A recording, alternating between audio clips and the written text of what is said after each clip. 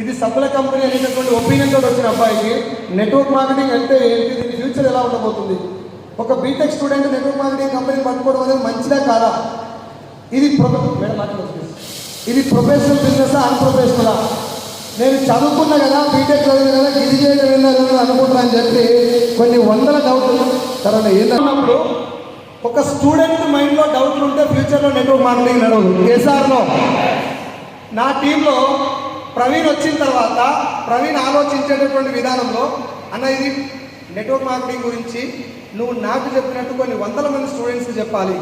ఇప్పుడు నేను పొద్దుగాల నుంచి ఇక్కడ సబ్బు సర్పు షాంపూ మేడమిక్స్ మంచిదా సంతూర్ మంచిదా ఇది కామన్గా చదువుకోనటువంటి వాళ్ళ దగ్గర నుంచి బాగా చదువుకున్న వాళ్ళకి అర్థమయ్యే భాషలో నువ్వు ఎప్పుడు మీటింగ్లో చెప్తున్నావన్నా, కానీ ఎస్పెషల్లీ స్టూడెంట్స్ మీద చాలా డౌట్లు ఉన్నాయి. స్టూడెంట్స్ గనక మనకి క్లారిటీ ఇస్తే ఉద్యోగాల కోసం వెంటబడితే వాళ్ళందరూ ఇక్కడ రావచ్చే అవకాశం ఉందనంటే spin SPIN successful player in network marketing అనేటటువంటి ఒక సిరీస్ మొదలుపెట్టి 5 సిరీస్ కంప్లీట్ చేసాం ఇప్పటికి మనం.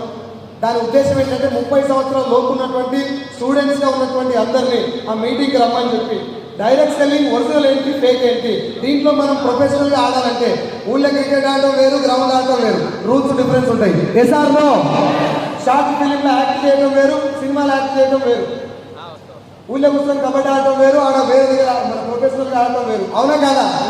సేమ్ డైరెక్ట్ సెల్లింగ్ కూడా ఇళ్ళ పంట తిరిగి సంపల మెట్టలు వేరు, దీన్ని ప్రొఫెషనల్గా ఆడటం వేరు. కాబట్టి ఇలాంటి స్టూడెంట్స్ కనుక మనం క్లారిటీ ఇస్తే ఫ్యూచర్ ఆఫ్ నెట్వర్క్ మార్కెటింగ్ చాలా వండర్ఫుల్ ఉండబోతుంది.